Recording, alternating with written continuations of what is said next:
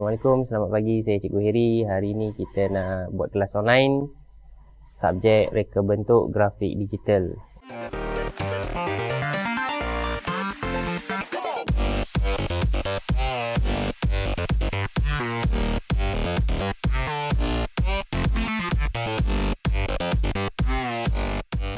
Untuk hari ini kita nak cover tajuk asas reka letak dalam modul yang kedua.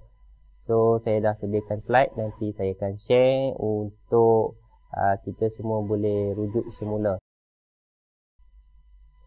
Okay, dalam asas reka letak ni dia modul 2 2.3. Dalam standard pembelajaran kita nak menjelaskan kepentingan reka letak, nak buat lakaran reka letak, serta kita nak buat justifikasi kenapa kita perlu letak elemen tajuk, visual dan kandungan teks pada sesuatu rekaan.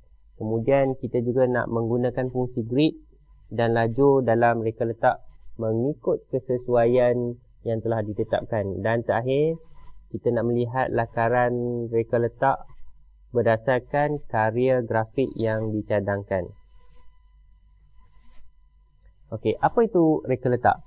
Reka letak merupakan satu proses menentukan susun atur semua elemen membentuk satu rekaan dan mampu menyampaikan mesej dengan jelas dan mempunyai nilai seni atau estetik. Penetapan reka letak bertindak sebagai elemen terpenting dalam komunikasi visual untuk menterjemah sesuatu konsep atau idea kepada pengguna. Alright, reka letak ni lebih kepada susun atur. Okey, layout foundation. Bagaimana kita nak susun elemen grafik dalam satu-satu layout. Alright. So dalam topik ini kita nak cover yang pertama adalah masthead, kedua adalah tajuk dan ketiga adalah visual. Apa itu masthead? Masthead ialah tajuk besar tajuk besar suatu penerbitan majalah atau surat khabar. Ia juga merupakan imej keseluruhan penerbitan. Okey, kemudian kita nak tengok tajuk utama. Tajuk utama pula adalah pengenalan kepada teks, bertindak sebagai daya penarik. Perkataan atau serangkap ayat yang diletakkan di tempat utama pada reka letak agar ia dibaca terlebih dahulu dan berupaya menarik perhatian pembaca. Tajuk utama ni perlulah ringkas, seragam dan terus pada maksud. Muka type yang digunakan mestilah kontra dan jenis body text tu pun berbeza. Elemen tajuk utama ni adalah elemen terpenting dalam sebarang reka letak penerbitan bercetak. Kemudian kita nak tengok kepada subhead. Subhead ni membantu meringkaskan tajuk utama dan menambahkan lagi maklumat dan menyokong tajuk utama. Subhead adalah lebih baik jika menggunakan dengan gaya muka type yang sama namun dengan saiz yang lebih sedikit berbeza dari tajuk utama. Subhead perlu diletakkan dengan betul supaya tidak mengganggu jalan cerita artikel tersebut. Alright, kita lihat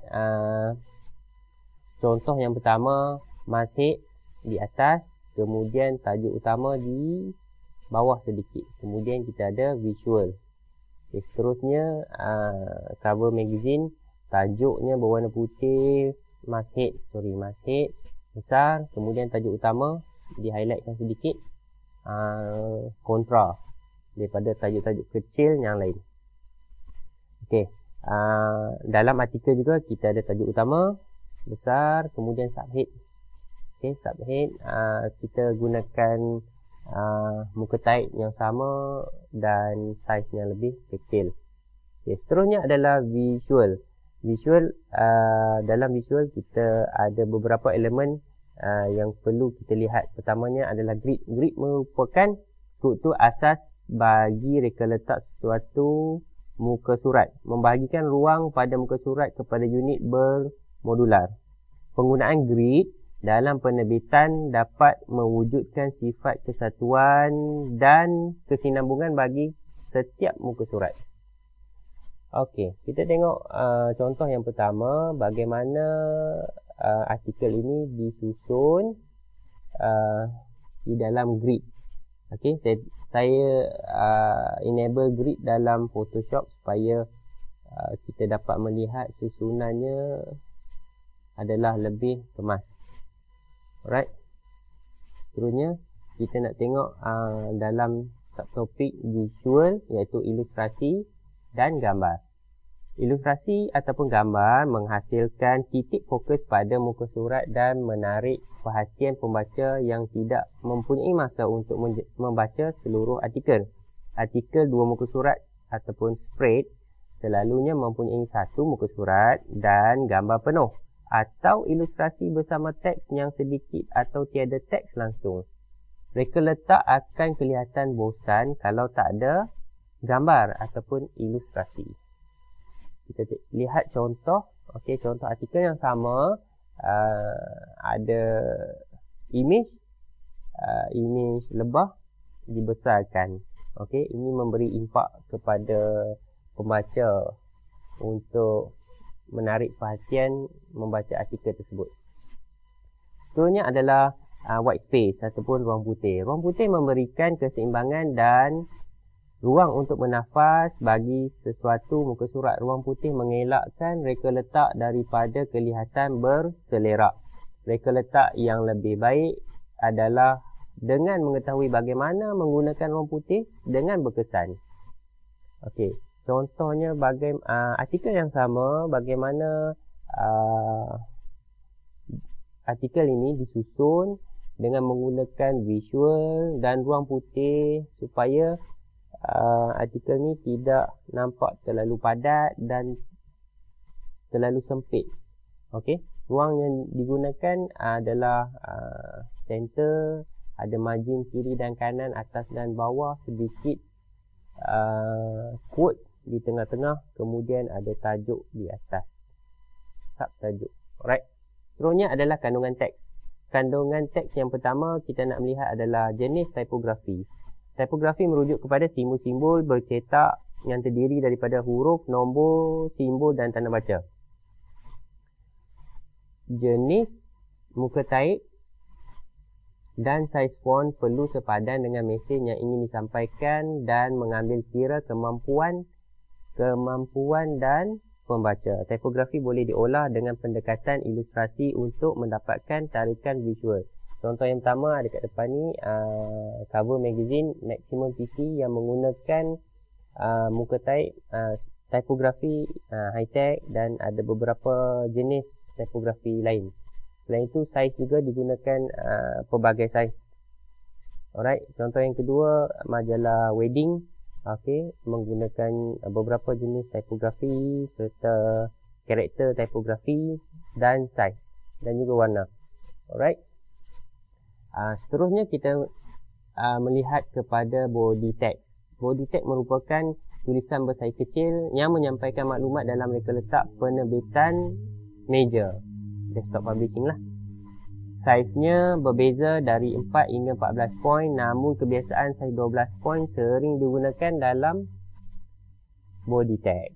Okey, contoh slide di sebelah ni, satu artikel, untuk bahagian artikel 12, heading dia besar sedikit, kemudian caption dia, saiz muka teks yang digunakan berbeza dengan artikel. Okay, seterusnya caption. Caption ni ada pada gambar biasanya. Caption merupakan keterangan pada gambar, ilustrasi ataupun rajah. Kajian menunjukkan manusia lebih cenderung membaca caption daripada mana bahagian sesuatu penerbitan.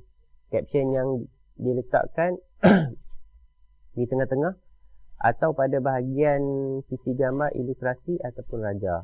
Okey, kita lihat contoh ni, ada gambar potret, kemudian ada caption di sudut atas kanan. Alright, seterusnya adalah quotation. Quotation adalah ayat yang ingin dinyatakan dari keseluruhan petikan sebagai satu penegasan atau tarikan kepada pembaca untuk membaca artikel tersebut. Okey, satu artikel diambil satu quotation daripada artikel tersebut, kemudian dibesarkan dia punya saiz muka type.